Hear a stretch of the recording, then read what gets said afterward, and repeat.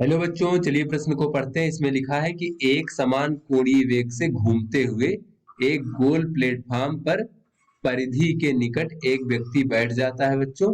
तो प्लेटफॉर्म की गति में क्या परिवर्तन हो जाएगा।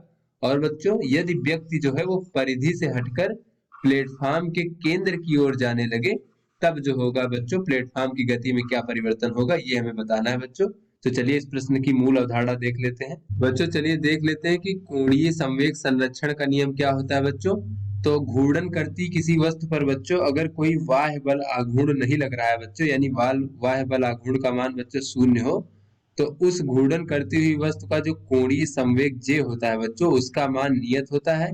यानी कि बच्चों कोणीय संवेग परिवर्तित नहीं होता है, उसका मान स्थिर रहता है।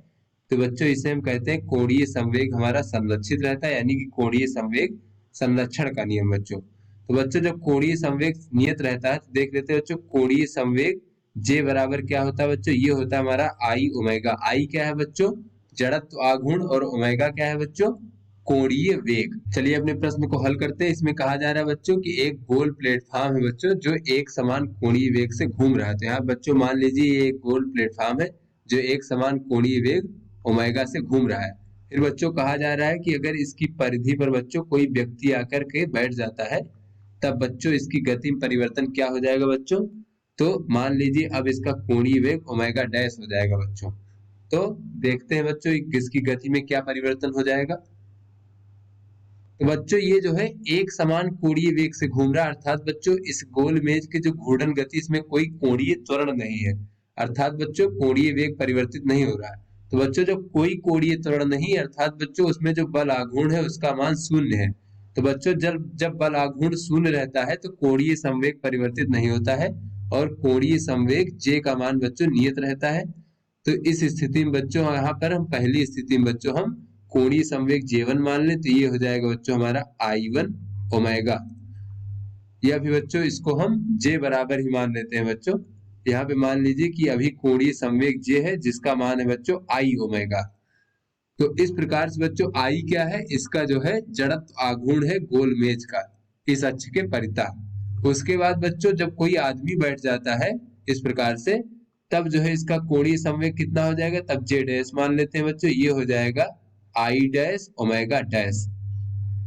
अब बच्चों आई डैश देखेंगे क्या हो जाएगा बच्चों, तो आई डैश हमारा हो जाएगा कि इस गोलमेज का जड़त्व आघूर्ण धन बच्चों ये जो हमारा आदमी बैठ गया इसकी वजह से जड़त्व आघूर्ण। तो बच्चों अगर आदमी का द्रव्यमान हम m मान लें तथा बच्चों इस गोलमेज की त्रिज्या r मान लें, तो बच्चों ये m r का वर्ग इसमें जो है गोलमेज के जड़त्व आघूर्ण में जुड़ जाएगा। तो ये हमारा निकाय का संपूर्ण जड़त्व आघूर्ण आई डैश हो जाएगा। साथ में बच्चों ये हमारा ओमेगा डैश हो जाएगा। तो इस प्रकार से अगर हम बच्चों देखें यहाँ पर, तो जो जे डैश का मान हमें प्राप्त हुआ बच्चों वो हमें प्राप्त हो गया आई धन एम आर का वर्ग गुणे बच्चों ओमेगा डैश। तो बच्चों इस पे कोई बाह्य बल आघूर्ण नहीं लग रहा है बच्चों, तो यहाँ टाउ का मान शून्य है बच्चों। तो ये जो बच्चों हमारा जे होगा कोणीय संवेग जे का मान जो है नियत होगा, अर्थात बच्चों कोणीय संवेग परिवर्तित नहीं होगा। तो ये हमारा जे और जे डैश का मान समान होगा। तो यहाँ से कह सकते हैं बच्चों कि जे बराबर हमारा जे डैश होगा।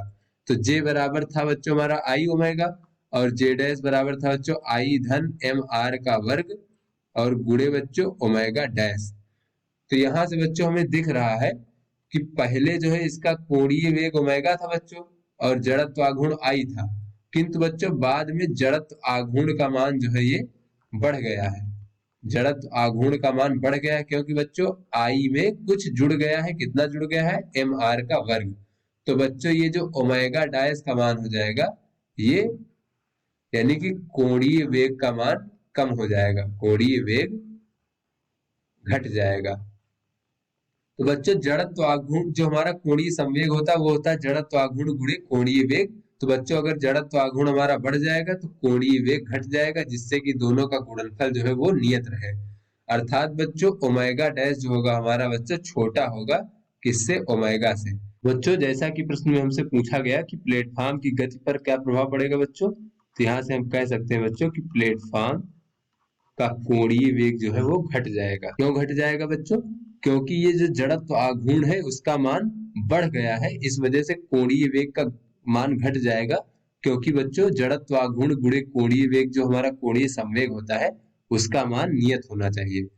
तो चलिए बच्चों आगे देख लेते हैं। तो बच्चों आगे प्रश्न में कहा जा रहा है कि अगर व्यक्ति जो है प्लेटफॉर्म के केंद्र की ओर आने लगे तब क्या प्रभाव पड़ेगा बच्चों।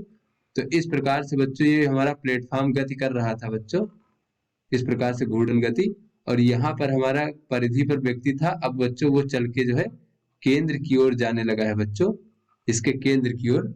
तब जो है गति पर क्या प्रभाव पड़ेगा बच्चों। तो जब व्यक्ति प्लेटफॉर्म के केंद्र की ओर जाने लगेगा तो बच्चों देखेंगे क्या होता होगा। तो बच्चों यहाँ पर जो है जो जड़त्व आघूर्ण था बच्चों बाद में वो हमारा हो गया था आई धन एम आर का वर्ग। तो बच्चों फिर जो है जड़त्व आघूर्ण हो जाएगा हमारा बच्चों, जड़त्व आघूर्ण इस प्रकार से हो जाएगा बच्चों, गोल मेज का बच्चों गोल प्लेटफॉर्म का जड़त्व आघूर्ण आई धन बच्चों व्यक्ति का द्रव्यमान एम, और बच्चों मान लीजिए चलते हुए अभी जो है ये इसकी जो दूरी है यहाँ केंद्र से बच्चों वो स्मॉल आर मान लेते हैं, तो स्मॉल आर का वर्ग। तो बच्चों जब वो केंद्र की ओर आने लगेगा, जैसे जैसे परिधि से केंद्र की ओर आने लगेगा, तो जब बच्चों वो हमारा परिधि पर था तब हमारा जो बच्चों स्मॉल आर का मान था वो इसकी त्रिज्या के बराबर था, और जब बच्चों चलते हुए जब केंद्र पर पहुंच जाएगा बच्चों तब जो है स्मॉल आर का मान शून्य हो जाएगा। तो इस प्रकार से बच्चों हमारा निकाय का जड़त्व आघूर्ण हो जाएगा। तो हमें दिख रहा है कि बच्चों जब व्यक्ति परिधि से केंद्र की ओर जा रहा है तो आर का मान घट रहा है। तो बच्चों आर का मान घटने पर जड़त्व आघूर्ण का मान घटेगा। तो यहां से कह सकते हैं बच्चों जब व्यक्ति प्लेटफॉर्म के केंद्र की ओर जाने लगेगा परिधि से तब जो है आर का मान घटने लगेगा, आर का मान घटेगा। और बच्चों परिणाम स्वरूप बच्चों जड़त्व आघूर्ण जो है जड़त्व आघूर्ण का मान भी घटेगा बच्चों, क्योंकि जड़त्व आघूर्ण आई धन एम आर का वर्ग है। तो जड़त्व आघूर्ण जो है बच्चों वो भी घटने लगेगा। तो पहले बच्चों जो था उससे जड़त्व आघूर्ण बढ़ गया था जब बैठ गया था व्यक्ति, अब जब केंद्र की ओर जाने लगेगा तो पुनः जो है जड़त्व आघूर्ण घटने लगेगा। और बच्चों जब केंद्र पर पहुंच जाएगा तो पहले के बराबर जड़त्व आघूर्ण हो जाएगा, क्योंकि बच्चों जब आर का मान यहाँ पर शून्य रख देंगे तो केवल आई बचेगा जो कि हमारा पहले गोल प्लेटफॉर्म का जड़त्व आघूर्ण था। बच्चों जब वो केंद्र की ओर जाने लगेगा तो जड़त्व आघूर्ण का मान भी घटने लगेगा, क्योंकि आर का मान घट रहा है, घटने लगेगा। तो बच्चों जब जड़त्व आघूर्ण का मान घटने लगेगा तो कोणीय वेग का मान बच्चों पुनः बढ़ने लगेगा। तो कोणीय वेग का मान पुनः बढ़ने लगेगा, क्योंकि बच्चों जड़त्व आघूर्ण और कोणीय वेग का गुणनफल जो कोणीय संवेग है उसका मान नियत होना चाहिए। तो पुनः बढ़ने लगेगा। और बच्चों अंत में जब व्यक्ति केंद्र पर पहुंच जाएगा, जब व्यक्ति केंद्र पर पहुंच जाएगा बच्चों जब व्यक्ति केंद्र पर पहुंच जाएगा तो उसका कोणीय वेग का मान जो होगा वो व्यक्ति के बैठने के पूर्व के कोणीय वेग के बराबर हो जाएगा। क्योंकि बच्चों अंत में जब व्यक्ति केंद्र पर पहुंच जाएगा तो उसका जो जड़त्व आघूर्ण का मान पुनः आई हो जाएगा, तो उसका कोणीय वेग पुनः पहले जैसा हो जाएगा बच्चों। तो पहले हमने देखा बच्चों कि गोल में जो हमारा गोल प्लेटफॉर्म था तो उसका कुछ कोणीय वेग था बच्चों, जब व्यक्ति बैठ गया तो जड़त्व आघूर्ण बढ़ने की वजह से कोणीय वेग हमारा घट गया। किंतु बच्चों जब व्यक्ति केंद्र की ओर जाने लगा तो जड़त्व आघूर्ण का मान पुनः घटने लगा, और फिर बच्चों कोणीय वेग का मान हमारा फिर से बढ़ने लगा, और अंत में बच्चों उसी वेग के बराबर हो जाएगा जो पहले था बच्चों जब व्यक्ति हमारा केंद्र पर पहुंच जाएगा। तो आशा करते हैं बच्चों ये आपको समझ में आ गया होगा। धन्यवाद।